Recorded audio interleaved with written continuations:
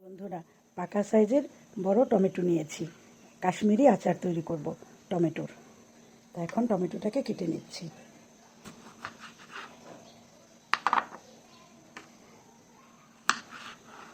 এখন বাজারে বেশ বড় বড় সাইজের টমেটো পাওয়া যাচ্ছে।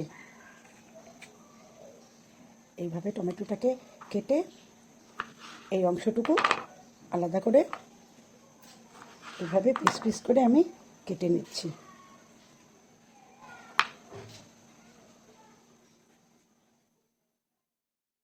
এই অংশটুকুও ফেলে দিব না, তরকারি বা ডালে এটা ইউজ করে ফেলবো। ভালো করে ধুয়ে পানি শুকিয়ে আমি নিয়েছি। এখন টমেটোটাকে এইভাবে কেটে নিচ্ছি। একটু বড় সাইজের বেশি মাংসযুক্ত টমেটোটা নিলে এই আচারটা খেতে খুবই ভালো হয়। এই যে আমি এরকম করে কেটে নিয়েছি। এখানে সবগুলো আমি কেটে নিয়েছি। এখানে প্রায় 5-6টি বড় সাইজের টমেটো আছে। এখন এই টমেটোগুলোকে আমি একটু রোদে হালকা শুকিয়ে নেব, যে উপরের রসটা যেন আর পানি পানি ভাব না থাকে সেজন্য। এই তো বন্ধুরা, সবগুলো আমি ট্রেতে নিয়ে নিয়েছি। এখন রোদে শুকোতে দেব। পাকা টমেটোর কাশ্মীরি আচার তৈরি করছি। প্যান বসিয়ে দিয়েছি। এখন দিয়ে দিচ্ছি চিনি।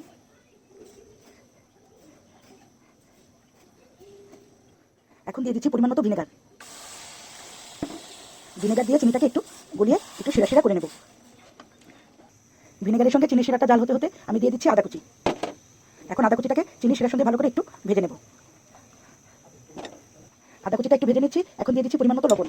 আমি যতটুকু টমেটো নিয়েছি ততটুকু আন্দাজে চিনি, লবণ আর ভিনেগার দিয়েছি। এখন শিরাটার সঙ্গে আদাটা ভালো করে মিক্স করে নিচ্ছি। আদা থেকে একটা সুন্দর স্মেল আসছে। এখন টমেটোগুলো দিয়ে দিচ্ছি।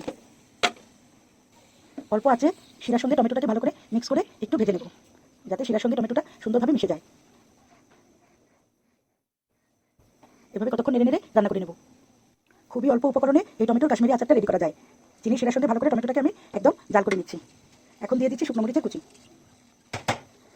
শুকনো মরিচের এই কুচিটাকেও আমি ভালো করে মিক্স করে নিচ্ছি। এভাবে আরও কিছুক্ষণ আমি চুলার আঁচটা একদম কমিয়ে এটাকে জাল করে নেব।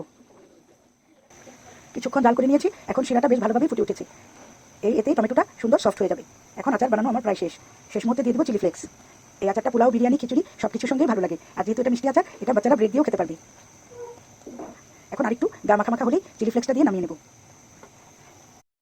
শেষ পর্যায়ে দিয়ে দিচ্ছি চিলি ফ্লেক্স। এখন ভালো করে মিক্স করে নিচ্ছি। এখন আমার কাশ্মীরি আচারটা প্রায় রেডি। এখন একটু লেবুর রস দিয়ে দেবো।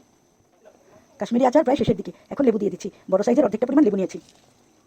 এখন ভালো করে লেবুটা রসটা বের করে নিচ্ছি।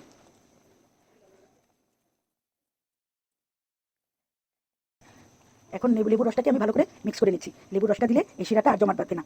একদম ছাড়া ছাড়া একটা ভাব থাকবে আর রসালো হবে দেখতে। এই আচারটা এরকম রসালো রসালোই ভালো লাগে, তাই আর বেশি ঘন করবো না। ভালো করে লেবুর রসটাকেও মিশিয়ে নিয়েছি। এখন হয়ে গেল আমার মজাদার পাকা টমেটোর এরকম কাশ্মীরি আচার। খেতে খুবই সুস্বাদু। বন্ধুরা, আমার রেসিপি দেখে তোমরাও বাড়িতে বানাতে পারো। কাশ্মীরি টমেটো আচারটা রেডি হয়ে গেছে। ঠান্ডা করে নিয়েছি। এখন এরকম একটা কাচের বাটিতে ঢেলে নেব।